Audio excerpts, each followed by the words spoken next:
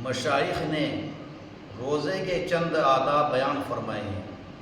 پہلا آدب ہے نگاہ کی حفاظت کرنا، کہ نگاہ کی آدمی حفاظت کرے، یہاں تک کہ نگاہ شہوت کے ساتھ میں اپنی بیوی کے اوپر بھی نہ پڑنے پائے، کیونکہ رسول اللہ صلی اللہ علیہ وسلم نے فرمایا کہ نگاہ ابلیس کے تیروں میں سے ایک تیر ہے۔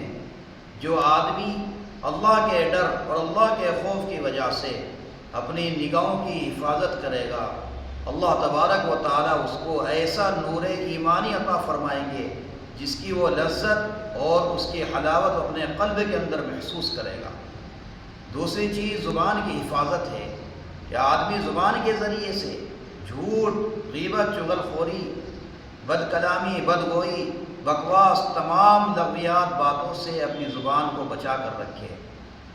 تیسری چیز کان کی حفاظت ہے کہ زبان کے ذریعے سے جس بات کا کہنا، جس بات کا نکالنا ناجائز ہے اور مکروہ ہے، انہی چیزوں کا کان کے ذریعے سے سننا اور ان باتوں کی طرف کانوں کو لگانا ناجائز ہے، مکروہ ہے۔ لہذا کانوں کی بھی حفاظت کریں۔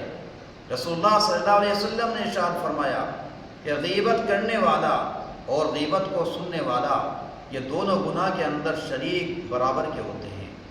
اس لیے کان کی حفاظت یہ ہے کہ آدمی اپنے کانوں کو غلط باتوں کے سننے سے پرہیز کرے۔ چوتھا ادب یہ ہے کہ آدمی اپنے دوسرے بدن کے حصوں کو بھی غلط چیزوں سے بچائے۔ جیسے ہاتھ ہے، ہاتھ کو ناجائز چیزوں کے پکڑنے سے پرہیز کرے، پاؤں کو غلط راستے کے اوپر چلنے سے روکے۔ اسی طریقے سے بدن کے دوسرے حصے ہیں، یہاں تک کہ روزے کی حالت میں اپنے پیٹ کو مشتبہ غذا کے ذریعے سے افطار کرنے سے حفاظت کرے۔ مشتبہ چیز سے اپنے پیٹ کی حفاظت کرے کہ پورے دن آدمی روزہ رکھے اور حرام یا مشتبہ چیز سے اپنے روزے کو افطار کریں، اس سے آدمی پرہیز کرے، بچے۔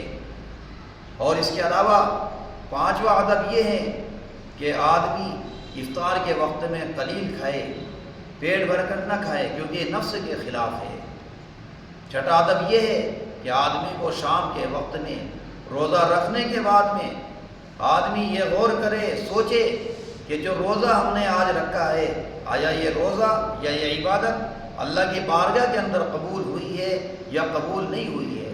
ایک ساتواں ادب یہ بھی بیان کیا جاتا ہے کہ آدمی دل کو اللہ کے علاوہ سے ہٹا کر صرف اللہ کی طرف متوجہ کر لے، اللہ کے علاوہ دل کو کسی چیز کی طرف متوجہ نہ ہونے دے۔ یہاں تک کہ آدمی روزے کی حالت میں شام کے وقت افطار کا خیال کرنا یا افطار کی تدابیر کے لیے سوچنا بھی خطا ہے۔ اس لیے مشائخ نے لکھا ہے کہ روزے دار کو چاہیے کہ وہ شام کے وقت میں اگر وہ افطار کرنے کے لیے کسی چیز کے حاصل کرنے کا ارادہ کر رہا ہے تو یہ کسی چیز کو حاصل کرنے کا ارادہ کرنا افطار کے لیے یہ بھی خطا ہے، کیونکہ ایسا کر لینے سے یہ اللہ کے اوپر وعدے رزق کے اعتماد کی کمی کی بات ہے۔ اس کا مطلب یہ ہے کہ آپ کو اللہ کے اوپر رزق کے بارے میں اعتماد اور بھروسہ نہیں ہے۔